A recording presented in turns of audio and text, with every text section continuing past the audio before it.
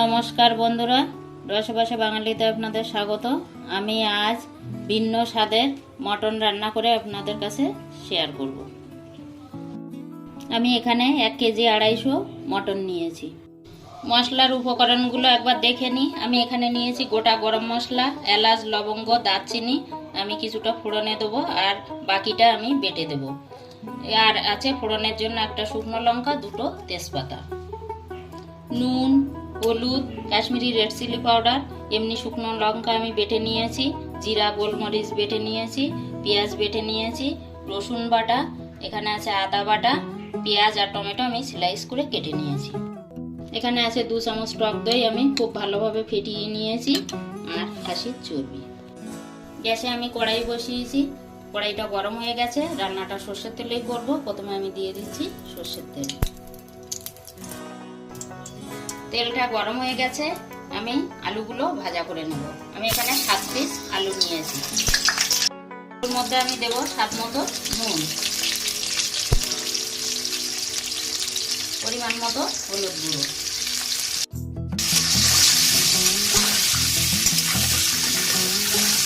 আলুটা আমি লাল করে ভেজে তুলে নেব। আলুটা আমি লাল করে ভেজে নিলাম। এবার আমি আলুটা তুলে নেব।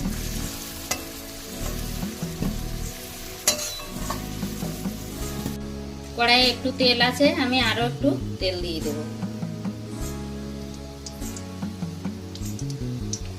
তেলটা গরম হয়ে গেছে, ফোড়নে দেব গোটা গরম মশলা, একটা দারচিনি, 2টো লবঙ্গ, 2টো এলাচ আমি মুখ ফাটিয়ে নিয়েছি, তেলের মধ্যে দিয়ে দিলাম।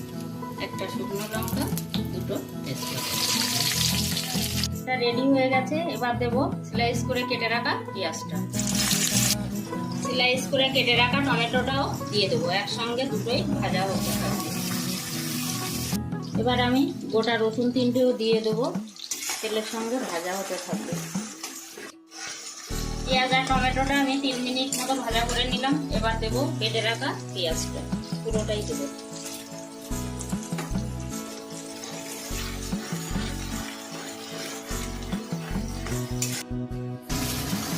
এবার আমি দেবো কেটে রাখা রসুনটা, বড় চামচে 1 চামচ দেবো। আমি বড় চামচের 1 চামচ আদা বাটা। এবার দেবো আমি বড় চামচের 1 চামচ জিরা আর গোলমরিচ বাটা। এবার দেবো কেটে রাখা লঙ্কাটা, পুরোটাই দেবো।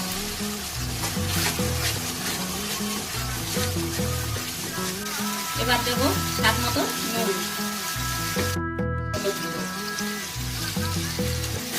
মশলাটা খুব ভালোভাবে কষিয়ে নিলাম।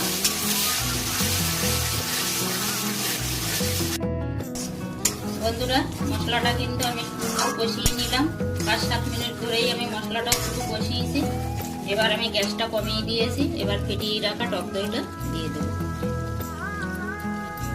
টক দইটাও আমি মশলার সঙ্গে খুব ভালোভাবে মিশিয়ে নেব।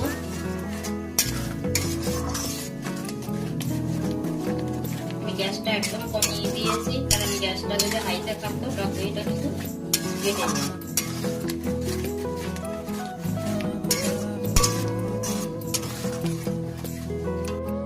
টক দইটা দেওয়ার পরে আমি আরো 2 মিনিট কষিয়ে নিলাম। এবার দেব কাশ্মীরি রেড চিলি পাউডার।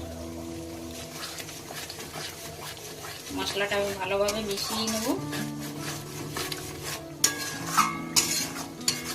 যে কোনো মাংস রান্নার সময় মশলাটা যদি ভালো করে কষানো হয়, সেই মাংসের টেস্ট কিন্তু একটা অন্যরকম হয়।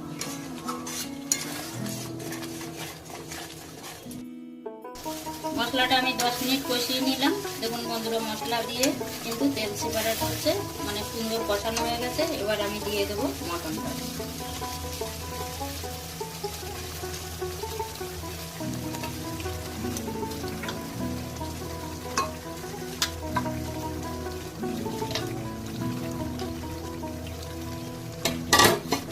এবার আমি দেবো স্বাদ মতো নুন, পরিমাণ মতো হলুদ গুঁড়ো। এবার আমি মশলার সঙ্গে মাংসটা খুব ভালোভাবে মিশিয়ে নিই। এই মাংসটা আমি কড়াইয়ের মধ্যেই রান্না করব। রান্না করতে একটু টাইমও লাগবে।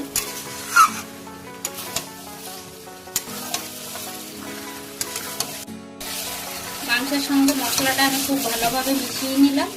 এবার আমি মিডিয়াম ফ্লেমে 5 মিনিট ঢাকা দিয়ে কষিয়ে নেব। 5 মিনিট হয়ে গেছে, আমি ঢাকনাটা খুলবো।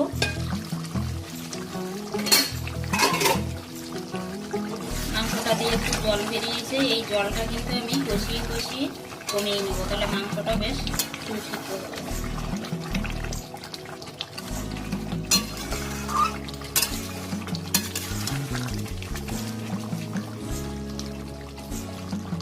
গ্যাসটা আমি মিডিয়াম ফ্লেমে রেখেছি, আবারও আমি 10 মিনিট ঢাকা দিয়ে কষিয়ে নেব। 10 মিনিট হয়ে গেছে, আমি ঢাকনাটা খুলব।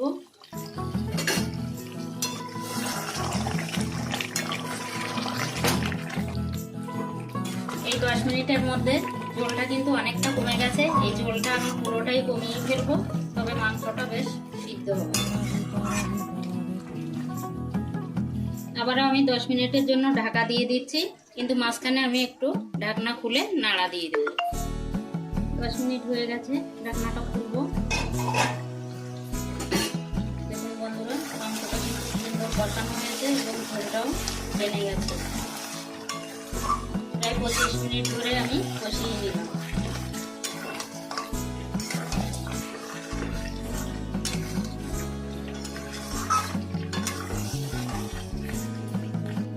এবার আমি দেবো খাসির চর্বিটা।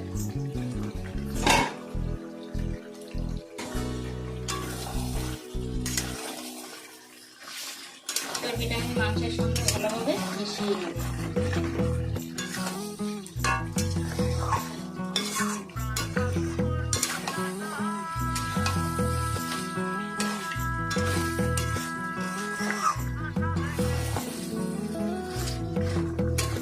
এবার আর আমি ঢাকা দেবো না, আরো 5 মিনিট আমি হালকাভাবে কষিয়ে নেব। মাংসটা আমি আরো 5 মিনিট কষিয়ে নিলাম। দেখুন বন্ধুরা, মাংস দিয়ে কিন্তু তেল সেপারেট হচ্ছে, মাংসটা সুন্দর কষানো হয়ে গেছে এবং মাংসটা অনেকটা সেদ্ধও হয়ে গেছে।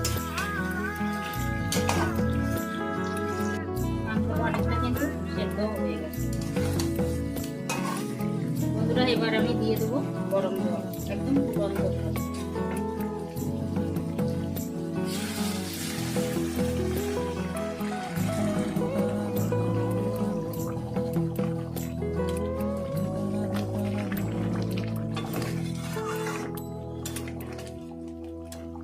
আরো একটু জল দেবো।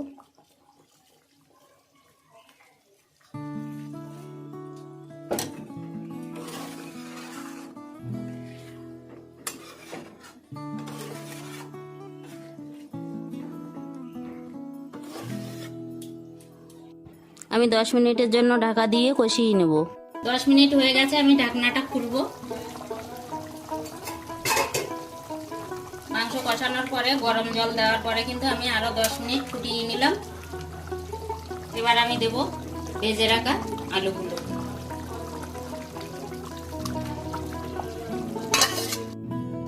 আলুটা দেওয়ার পরে আমি আরো 10 মিনিট ঢাকা দিয়ে ফুটিয়ে নেব। আলুটা দেওয়ার পরে আমি আরো 10 মিনিট ফুটিয়ে নিলাম।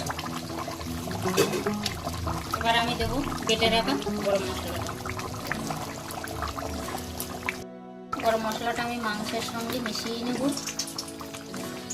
মাংসটা কিন্তু অনেকটা হয়ে এসছে। এইভাবে কড়াইয়ের মধ্যে মাংস রান্না করতে কিন্তু একটু টাইমই লাগে।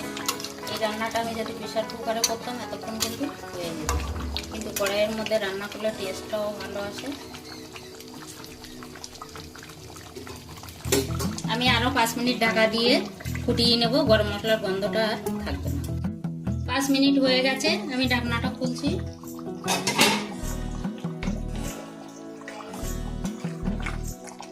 রান্নাটা কিন্তু বন্ধুরা অনেকটা হয়ে গেছে, একদম শেষের পথে। এবার আমি দেব 1 চামচ ঘি।